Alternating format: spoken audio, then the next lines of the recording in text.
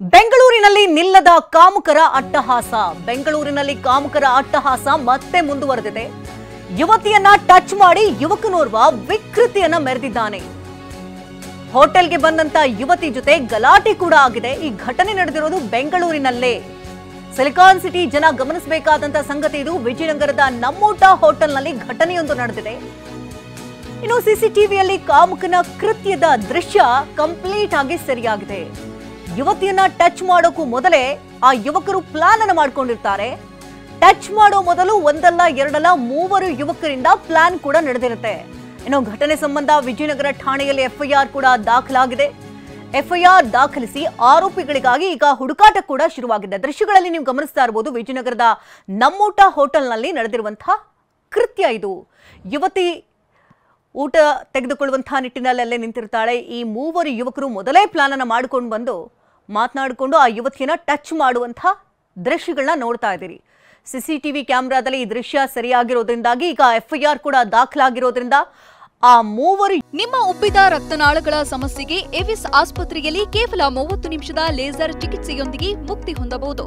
ಹೆಚ್ಚಿನ ವಿವರಗಳಿಗಾಗಿ ಸಂಪರ್ಕಿಸಿ 8088837300.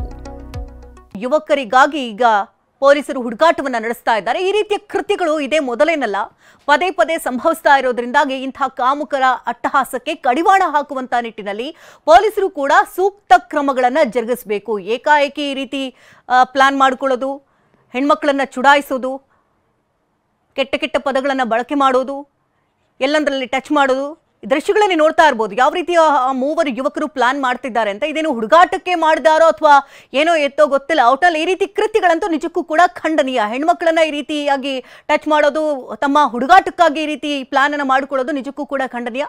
ಈ ಮೂವರ ಪ್ಲಾನ್ ದೃಶ್ಯ ಸಿಸಿಟಿವಿಯಲ್ಲಿ ಸರಿಯಾಗಿದೆ. ನಮ್ಮೂಟ, ವಿಜಯನಗರದಲ್ಲಿರುವಂತಹ ನಮ್ಮೂಟ ಹೋಟೆಲ್ನಲ್ಲಿರುವಂತಹ ದೃಶ್ಯಗಳಿದು.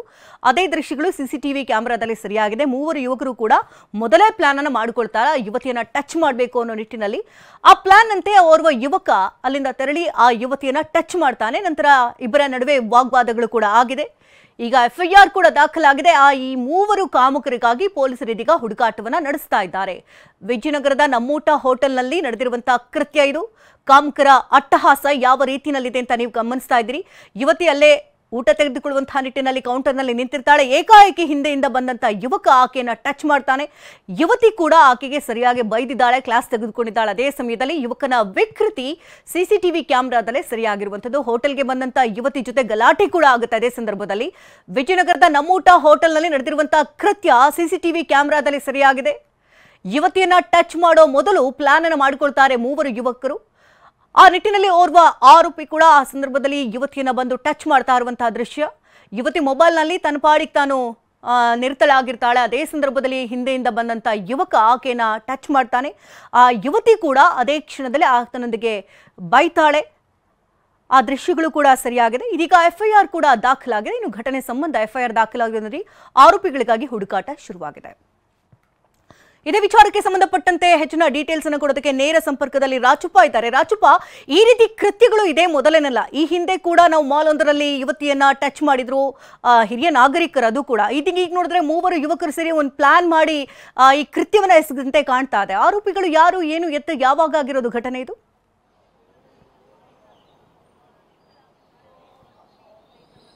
ಶಕುಂತಲಾ, ಯುವತಿಯರ ಜೊತೆಗಿನ ಅನುಚಿತ ವರ್ತನೆ ಸಿಲಿಕಾನ್ ಸಿಟಿಯಲ್ಲಿ ದಿನದಿಂದ ದಿನಕ್ಕೆ ಹೆಚ್ಚಾಗ್ತಾ ಇರುವಂಥದ್ದು. ಎಲ್ಲೋ ಒಂದ್ ಕಡೆಗೆ ಪೊಲೀಸರ ಭಯ ಇಲ್ಲದೆ ಇರುವಂತಹ ರೀತಿಯಲ್ಲಿ ವರ್ತನೆ ಕೂಡ ಆಗ್ತಾ ಇರುವಂಥದ್ದು. ಅಂದ್ರೆ ಏನು ವಿಜಯನಗರದಲ್ಲಿರುವಂತಹ RPC ಲೇಔಟ್ನ ನಮ್ಮೂಟ ಅನ್ನುವಂತಹ ಹೋಟೆಲ್ ಏನಿದೆ, ಈ ಒಂದು ಹೋಟೆಲ್ನಲ್ಲಿ ಕಳೆದ ವರ್ಷ ಅಂದ್ರೆ 2023 ಡಿಸೆಂಬರ್ 30ರಂದು ಸಂಜೆ 7:30ಕ್ಕೆ ಈ ಒಂದು ಘಟನೆ ಕೂಡ ನಡೆದಿರುವಂಥದ್ದು. ಅಂದ್ರೆ ಮೂವರು ಯುವಕರು ಬಂದು ಅಲ್ಲಿ ದೋಸೆನ ಆರ್ಡರ್ ಮಾಡಿಕೊಂಡು ದೋಸೆನ ತಿಂದಾದ ನಂತರದಲ್ಲಿ ಅಲ್ಲಿ ಹೋಟೆಲ್ಗೆ ಬರುವಂತ ಒಂದಿಷ್ಟು ಜನ ಯುವತಿಯರು ಜೊತೆಗೆ ಮಹಿಳೆಯರನ್ನ ನೋಡ್ತಾ ಅವರನ್ನ ಆಡ್ಕೊಳ್ಳುವಂತ ರೀತಿಯಲ್ಲೂ ಕೂಡ ಇರುವಂತಹ ವರ್ತನೆ ಇರುವಂತಹ ಒಂದಿಷ್ಟು ಸಿಸಿಟಿವಿ ದೃಶ್ಯ ಕೂಡ ಲಭ್ಯ ಆಗ್ತಿರುವಂತದ್ದು.